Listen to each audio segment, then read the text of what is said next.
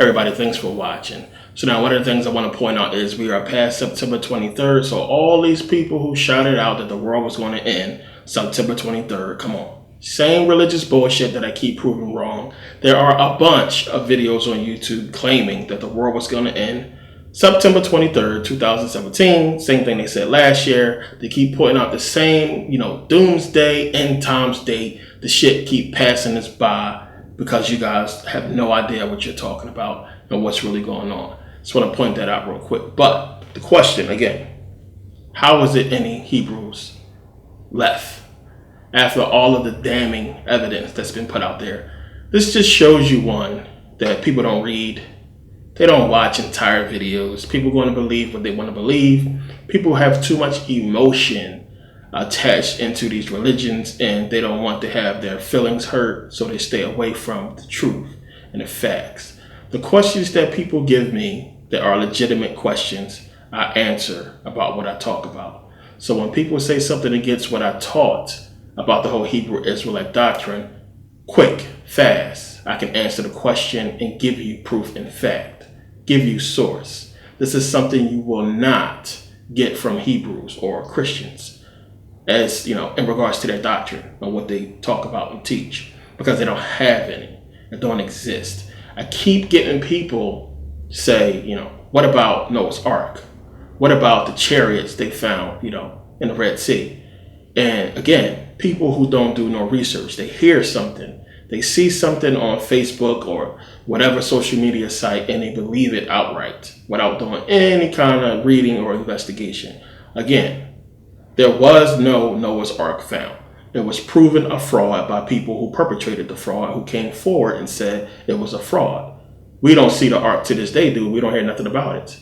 Where are the pictures of the entire ark or the site where they supposedly found the ark? Can we get a wide shot of that site? Show me what you found. Nothing. Also, the so-called chariots they found in the Red Sea, another Snopes lie, bullshit, proven to be bullshit. If you did actual research, you would have found that out, that it hasn't happened. Nobody found chariots belonging to the Egyptians in the Red Sea. Come on, wake up. It's the same bullshit. So again, if you're not going to do the research, period, there's no reason for you to debate anything. There's no reason for you to come at anybody who has done the research and try to speak against what they're talking about based on what you heard, based on what you think, because you can't back it up. So people, as I said, they subscribe to my channel just to give a thumbs down to every single video I post. Most of these are Hebrews and Christians, of course. They leave comments, I guess to make themselves feel better, but none of the comments are giving you any kind of facts or disproving my videos in any kind of way. Some people leave questions, which I answer. Some people who haven't watched the video to know that their question was answered in the video, I just ignore those questions. But it's the same stuff over and over again. People don't want to listen to the facts. They don't want to watch a video. They don't want to read a book to know the truth. So we get into this thing again. And I said I'm going to stay pounding the Bible, and especially pounding the Hebrew Israelite doctrine, which I have put in a body bag on numerous occasions, because you still have new people, new people falling for the doctrine, new people who are, I'm not going to say new to YouTube, but are, new to the doctrine and coming in and going online and trying to look for information. I have old videos up. I want to keep as much videos up about this topic as I can to get people to see what the truth is. If you go through my videos, you will see the videos I have about the Hebrew Israelite doctrine. But let's just go to what people believe in general about this doctrine. So again, the Hebrews are right. They are right in the fact that we are the Jews that the Bible is talking about. As I said, this is something I will not debate. It's the truth. It's talking about black people. There's no way around that. The problem is you have to realize that it is talking about black people on purpose. And it's not talking about black people as far as something that is 100%, known, that is 100%, expressed, of course, in the Bible. It doesn't say specifically it's talking about us, but when you listen to what it's saying, It only pertains to one group of people on this planet, and that is us. This is what they are right about. Just because they are right about this fact that is talking about black people does not make the entire doctrine true and correct. That's bullshit. You need to understand why it's talking about black people and how and what happened for that to be in the Bible as far as Deuteronomy 28. So now, black people, please do not take my tone as condescending or me trying to one-up you or to prove I know more than you or anything like that. It's a little bit more frustration. I want you to know the truth. I want to help you out. I want you to get the answers that you are looking for and not just ignore what you feel uncomfortable about or what goes against your programming. I want you to know the truth. Plain and simple. That's why I do what I do. Because this lie has hindered us for too long. How many more years we're going to sit around and blame everything on this book and this devil and the Bible and all this stuff that we're supposed to be getting and this prophecies and all this bullshit that these people have put into this book? Hundreds of years we have prayed to this book. Nothing has changed for us. And of course, justifying that by saying we are cursed fits. It's the best logic that you can put in there. Oh, we're cursed. That makes sense. That's why we ain't getting no blessings. But it doesn't make sense when you understand the doctrine and the history behind the doctrine. So again, yes, it's talking about black people. But why? First of all, again, the Hebrews go back to the King James Version. Now, don't get me wrong. You have other Hebrews that go back to just the Tanakh. They just stick with the Torah itself, and they don't mess with the New Testament, which also, is a problem when you know about the real history. So when you read in the King James Version, Deuteronomy 28, everything is talking about with slavery and everything, all of that stuff, yoke of iron and everything, all that pertains to black people who were enslaved in America. Of course, we can see that clearly. The thing again is, when you do the research, we're talking about the King James Version that was written between 1604 and 1611. A lot of people are hung up on King James and the whole Hebrew Israelite community because they say he was a black dude. And he basically put this stuff in the Bible to basically, he was a Hebrew, he was an Israelite. He put this stuff in there to show us the truth about who we are. And that's not true. So again, 1604 to 1611, slavery was already in full swing. We were already enslaved in many different countries. So of course, he knew about the yoke of iron. He knew about slavery and everything we was going through, because we was going through it during that time when you had this man rewriting the Bible. You cannot go back and look at the older Deuteronomies and see the same passages, the same words in that book. I've proven this with Deuteronomy 28:68. As it stands today, the oldest complete copy of the Old Testament in Hebrew is the Leningrad Codex. The Leningrad Codex is the oldest complete Old Testament in Hebrew. Now, of course, the Dead Sea Scrolls is older than the Leningrad Codex. It's much older than the Leningrad Codex, but the Dead Sea Scrolls is not complete. The Dead Sea Scrolls is in a lot of pieces. Now, the Aleppo Codex used to be the oldest complete Old Testament in Hebrew, and as a matter of fact, the Aleppo Codex is actually a better quality codex than the Leningrad Codex. But in 1947, it disappeared because the UN established a Jewish state in Palestine, and there was a rebellion that went on there. There was a riots that went on there, and it disappeared, and it didn't turn up until like 1957, 1958, and it was missing a lot of pages. Then the Leningrad Codex became the oldest complete Old Testament written in Hebrew. Now, as I said before, a lot of Hebrews do not reference those codices. They stick to the King James Version. And when I point these things out later on and show you how the King James Version is different, you can see where Deuteronomy is going to be different. When you go to Deuteronomy 28:68, it says, "And the Lord shall bring thee into Egypt again with ships." Now, according to the Hebrews, Egypt is not actual Egypt. They are saying that Egypt, what they're referring to here when they speak of Egypt, is slavery, not Egypt itself, but slavery. Now it says, And the Lord will bring thee into Egypt again with ships. By the way thereof I spake unto thee, thou shalt see it no more again.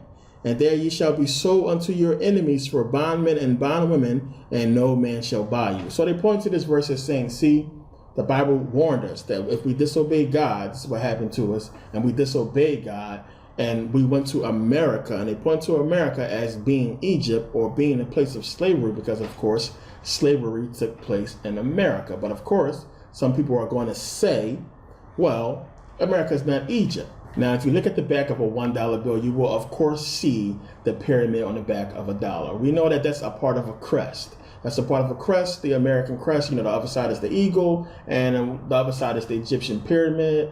But, of course, if you go to Kemet, everybody knows that they got those symbols from Kemet, from Egypt. And here's the originals, and here's what they stole. So we can clearly see that. So the Hebrews are saying that the Bible was trying to tell us that, you know, slavery took place in Egypt, where the Hebrews was enslaved. And of course, according to the Hebrew Israelite doctrine, they were also enslaved in America. So the Bible, that verse, Deuteronomy 28:68, was telling us that they would go to Egypt or into bondage or in slavery, and America is representing Egypt with that whole Egyptian pyramid. So we don't have a BC copy of Deuteronomy that's complete. The oldest complete copy of Deuteronomy that we have is in Codex Sinaiticus. And it doesn't say anything about no ships. It doesn't say anything about no going back to Egypt on ships or slaves or anything to that effect at all. So we're going to take a look at it and see what it actually says. So here is 68, Deuteronomy 28:68. We can see it here. Now, when we match it up with King James Version, I mean, you can eyeball it and see that it's completely different. Doesn't even start off with ka, and doesn't even say the same thing. So here it is. This is what it's saying in Sinaiticus. Completely different. Nothing about Egypt, nothing about ship or slavery or anything like that. So understand that we know, as I showed you in my last video, the scribes made mistakes. So if you try to copy and paste and do like a Google Translate, if a word, if a letter is off, you're not going to get the correct translation. You got to know or show it to somebody who actually knows, who can read Greek. Doesn't say anything about no ships, doesn't say anything about Egypt. Definite place there presents an enemy unto your child, and child run away and not be the inquiree. That's what it's saying. So when people read this thing, when they read the King James Version and they look at it, they are thinking that it says the exact same thing here in Codex Sinaiticus or in the Septuagint or in the original Bible, and it doesn't. It's not the same. They changed it, obviously. We don't have a true full copy of the entire Deuteronomy. You know, it's in pieces. We have it in pieces with the Dead Sea Scrolls. We have it in fragments in the other books as well. We don't have a complete Deuteronomy 28, which is fitting when you understand what's in the King James Version and what it's talking about. How fitting is that? We don't have, you know, the full ancient version of Deuteronomy, but we have Deuteronomy 28:68, and we can prove that it's not saying the same way back then. So a lot of people want to compare it to the Dead Sea Scrolls that's supposed to be the same as the King James Version, which you can't say that because the Dead Sea Scrolls are in pieces. And we can't tell if it's the same as the King James Version in its entirety. Not to mention the fact that they haven't released all of the Dead Sea Scrolls. They haven't translated the whole thing and given us the true translation of what it means in English. They haven't released the whole scrolls. We don't know what it says. So that's another thing we have to look at as suspect. A lot of people always run to the Dead Sea Scrolls, but we didn't get them until 1947. So the Dead Sea Scrolls, a lot of people want to believe says the same as the ancient manuscripts, and they don't, because we can't compare them. This is something that you have to take into account. You have to think about that. Now, a lot of you are getting caught up in what you are finding to be ancient from so-called Black Hebrew Israelites, which, of course, as I admitted to, as I said, yes, there were Black Hebrews. And you're going to go back and you're going to find a lot of ancient artifacts, a lot of things pertaining to Black Hebrews and to the Hebrew Israelites, but they will not go past the 4th century BCE. anything that is found pertaining to a Hebrew past the 4th, or before I should say, the 4th century BCE is all suspect. When you pay attention, again, you got to read everything. You can't just look at something, what it says, and then accept it as fact. Look at it. Read the entire article, or read the whole thing, and look at the textual, or look at the criticism, I should say. The part in the text where it says the criticism, and the fact that all scholars are not in agreement. All scientists, all researchers are not in agreement. When you find something that is 100% proven to be a fact, all scholars are usually in agreement. You shouldn't have Jewish Hebrew scholars in disagreement with a Hebrew artifact. So you have to understand that. And I understand that they're not the black Hebrews, but even still, you would think something that could possibly prove the validity of their people and their existence, they would jump on board. But you have to understand the fact that a lot of this stuff is not proven. And a lot of people want it to be 100% real before they give their full stamp of approval. So now, this is supposed to be the oldest example of Hebrew writing they found in Israel. Now, when you go to the National Geographic website where it talks about this piece of pottery that they found, now notice, this is the picture that you mostly see when you try to research this situation. They don't really give you a good look at the actual piece of pottery, not a really, good look. But when you go to the website, it says here, oldest Hebrew text is evidence for Bible stories, ? Now, the actual article goes on to say, the exact nature of the text believed to be Hebrew, written in Proto-Canaanite script. That's not Hebrew. A type of early alphabet has yet to be determined, but a number of words have already been translated, including judge, slave, and king. But the archaeologist's claims are disputed by an Israeli colleague who says there is not enough scientific information to reach a definitive conclusion. So here comes this Israeli, a Jew, who's saying, no, this is not Hebrew. We can't go ahead and just say it's Hebrew. There's not enough information to make a definitive claim. So you got a lot of people who was looking at this situation and just saying, no, it's not Hebrew. It's not Hebrew. Now they will lead you to believe. They always tell you it is believed to be. They will lead you to believe that it is Hebrew writing, but it's not. So why not just be honest and say this is not Hebrew? We should know definitively that it is. They have to make this connection and somehow put Hebrew in ancient Israel when that's not the case. We know the Egyptians was there. But when you go to the next page, it goes on to say, Tel Aviv University archaeologist Israel Finkelstein, who was not involved in the Elah excavations, agreed the site is very important, but has significant concerns with Garfinkel's interpretation of the findings.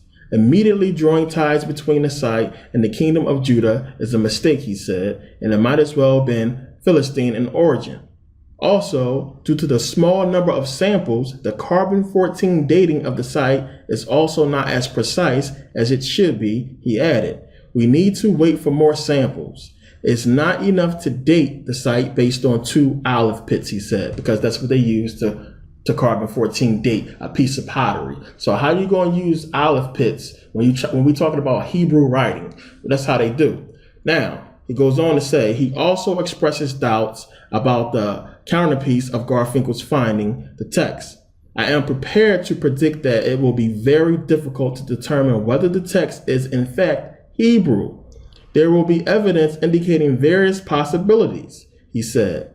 And the nature of its discovery, this piece of pottery, is also not unusual. There is a group of late Proto-Canaanite pottery shards from the same chronological phase that have been found in various sites on the coastal plains. None of them was discovered in Judea proper. So here comes this other archaeologist who's saying that they jumping the gun on this, and it's not Hebrew. So when we go back and we try to start finding ancient Hebrew writings, you're going to always only find a piece of pottery or a shard or something on like a wooden board, something that a 4-year-old could carve into a board. Now, if you get a piece of pottery, if you get something that's old, you can carve whatever you want into it and say it's Hebrew.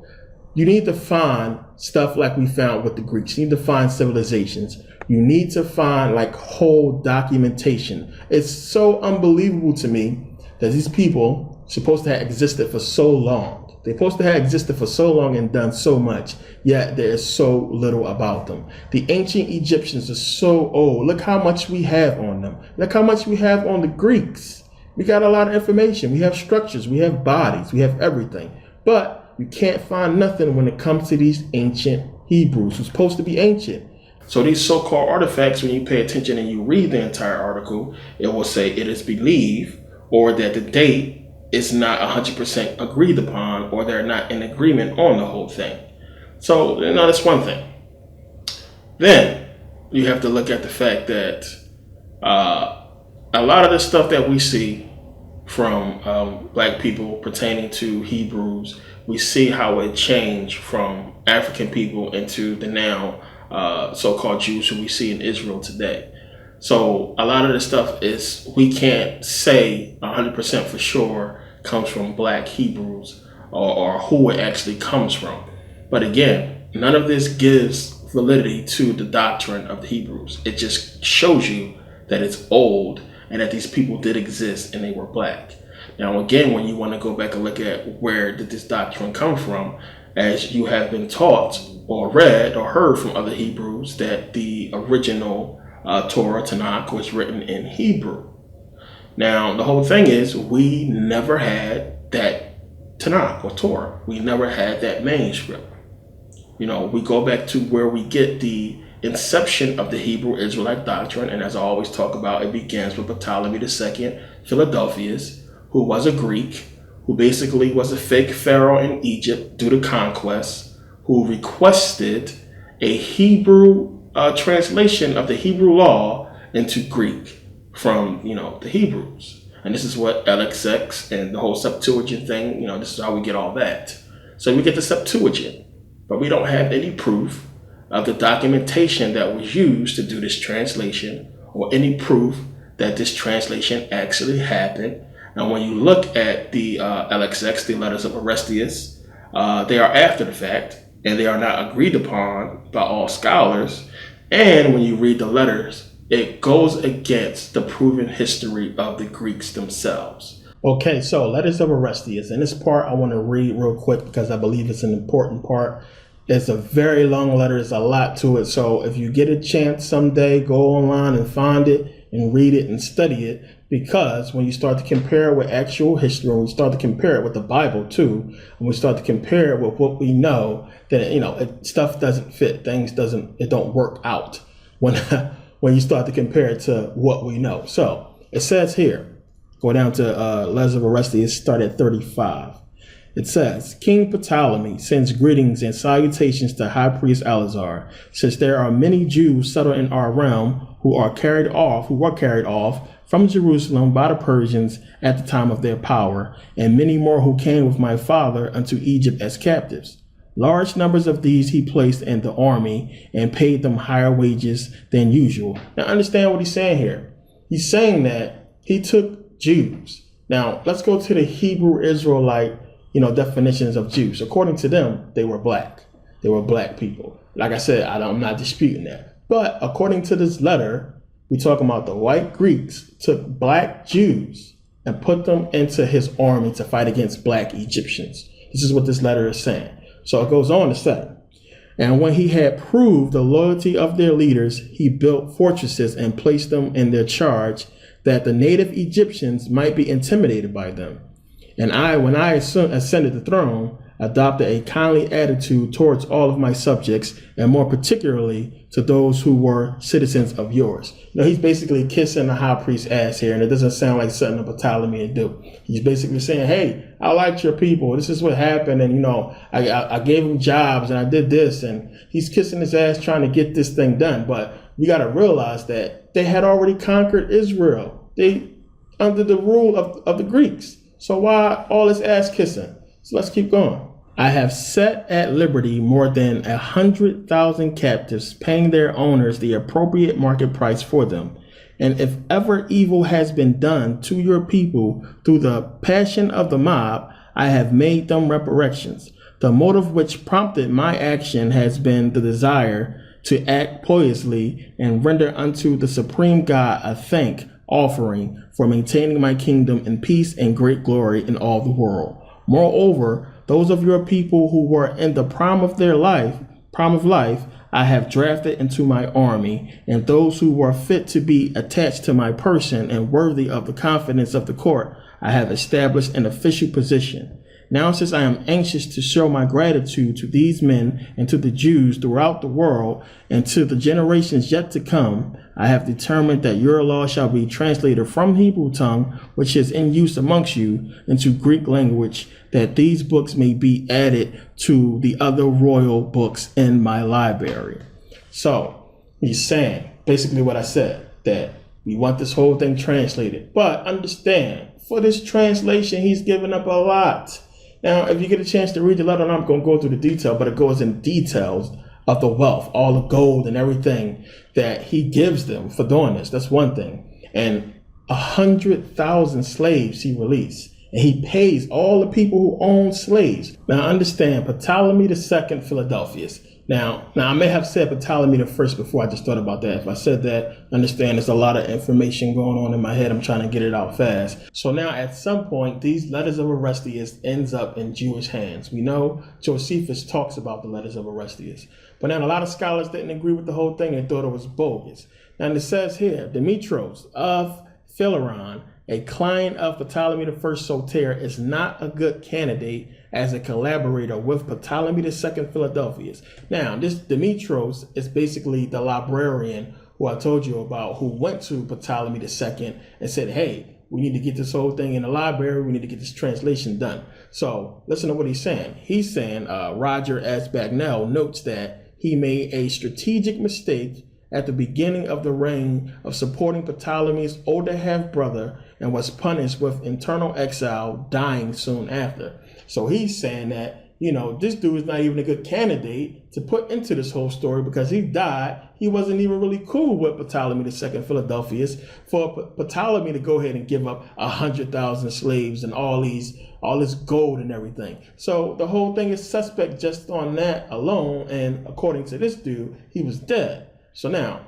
another critic says here, physiological analysis by Louis Vives proposed that the pseudepigraphic letter was a forgery being written by an author living half a century after Ptolemy II Philadelphus, 285 to 246 BC, and assuming the name of Orestes. The inconsistencies and anachronisms of the author examined and exposed first by Humphrey Huda, 1659 to 1706, placed the writings closer to 170 to 130 BCE. So now that's like huge because these things supposed to have been written. We're talking about during the time of Ptolemy II Philadelphus, which is like way before this date here. Now it goes on to say here, this is Bruce Metzger. He writes, most scholars who have analyzed the letters have concluded that the author cannot have been the man he represented himself to be, but was a Jew who wrote a fictitious account in order to enhance the importance of the Hebrew scriptures by suggesting that a pagan king had recognized their significance and therefore arranged for their translation into Greek. So he's saying this whole thing was basically a whole setup by the Jews. They made this whole letter up to give validity to the Hebrew version of the Old Testament, because we know the Septuagint is in Greek, and we know the Masoretes, they didn't agree with this whole thing, and the whole Masoretic text, which came about later, we're talking about 7th century to 10th century CE. Now the Masoretes went on ahead and created the Masoretic text, which is the Old Testament in Hebrew. This is where the Aleppo Codex and the Leningrad Codex comes from. They use the Masoretic text to reference. All of this was done, and then we look and see that, first of all, one, why we do all this for a translation of a law that he's not going to follow. That's stupid. Two, why would he do all this and then enforce Hellenization on Israel, knowing that these people have a religion and that they wouldn't follow it and they would have to be forced to follow it? Two, they already had control of Israel during that time. It was just on the Greek control of Israel. When they took it from the Persians, when the Persians took it from the Egyptians. And the Greeks had to take it from them by the Romans, and then the Arabs took it from the Romans. But they had conquest of Israel. We know about Hellenization. So we know that the Greeks had their so-called religion or mythologies. Why would he want a Hebrew law? For what? It says in the letters of Orestes he wanted for his library. But it doesn't make sense to do all that just to get a translation for your library where he could have went through other means and ways of getting that done. How the hell are we cursed? Think about that. We cursed because we disobeyed some law, some covenant. But everybody else get a pass. And you think that's fair. Everybody else get a pass and you think that's fair. When we see the kind of, genocide and murder that Europeans have, presented to this planet. They have gone against the Bible in every single commandment, every single thing that the Bible is supposed to stand for, they have went against. The same time Rome was pushing the Bible and pushing Christianity, they were going against the Bible. They was enslaving, raping, and murdering people. So you would not have no Bible if not for Rome. Plain and simple. You would not have the Bible at all if it wasn't for the Greeks. You can't find or prove that Africans had anything to do with that book before them. We can prove that they stole a lot of it from Egyptian mythology and created a bunch of allegorical context to Greek mythology. So as I talked about before, when you go back in ancient times and you see, the pictures of black artifacts or black paintings showing Jesus black and showing these people black, you have to understand history and what took place back then. Of course they will be black. When you see the Pope, kneeling to the Black Madonna, what have you, of course they will be black. When you understand history, before the so-called Romans, or before it was called Rome, or what have you, the people of that land were black, were African people. They were black people, whatever you want to say. They were dark-skinned, to put it, correctly or that way. But they were black. When you go back and you look at, again, as I said, ancient Israel, that land we call Israel, that land we call Phoenicia, before it was called these things by Greek and Roman people or what have you, these were black people that occupied this land. Again, you can go back and look and see that Israel was a part of the Egyptian Empire. Fact. So when you had the Persians go in there and invade it, it still was black people there. Same thing when the Greeks came in. Same thing when the Romans came in and instilled these religions. Same thing when the Arabs came in, and this is where you're seeing a lot of people over time begin to flee and leave those areas or be enslaved. So you still have black people there, of course, but not, many of the originals, or probably any of the originals that was there from so long ago. So yeah, those lands were black people. And when the indoctrination happened of Judaism and eventually Christianity, there was black people that was first indoctrinated. So of course, if you lived in that area around that time and you getting these stories about this so-called, the Old Testament and Moses or what have you, of course you would make the people black because they knew that it was black people around there during that time. Of course Jesus is going to be black because the people who was around there living around that time knew there was nothing but black people. So they made those images black. Now you had the so-called, or what history tells us, you have the barbarians coming there, and the barbarians basically caused the downfall of Rome, which, as I pointed out, it wasn't the downfall of Rome, it was the downfall of the black leadership of Rome and the rise of the papacy and the rise of the European control of Rome. So you had all that go out the door, and then you had the paintings change. You had everything that showed these parts of Europe and Israel and these other parts that was controlled by black people. You had that covered up and changed into, what we see today. But yes, as I said, they were black people. And black people was side by side in the beginning of Christianity with the Romans to push Christianity because they had already been indoctrinated with Judaism and with the religion, for hundreds of years. So when they got these people to accept Christianity and start pushing it, you had black people first pushing it. So this is why when you go back, you can look and see, but you have to understand what took place. Did the Greeks conquer black people? Yes. Did they conquer Israel where black people was? Yes. did Rome as well, yes. So everything fits. Everything fits. The same time we just so happen to get this doctrine with Ptolemy II Philadelphia, just happened to be the same time black people are in Israel. Black people are in those lands. It's not a coincidence. They were indoctrinated because one, as I showed you when I just came back from Kemet, Serapis. Look at this wannabe pharaoh right here. It's hot. I got to keep it a certain temperature in here. But look at the face, clearly. This is the Greco-Roman era. You see how they try to decree themselves like us. Make stelas. See, it's all in Greek. Bullshit. All here.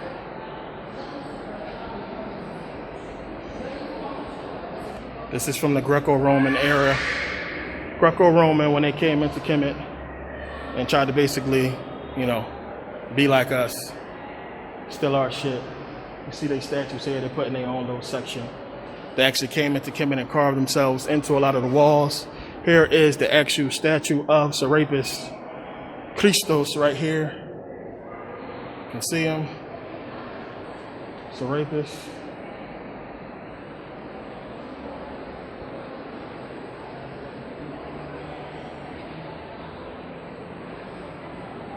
You can see when they had Zeus, Ammon.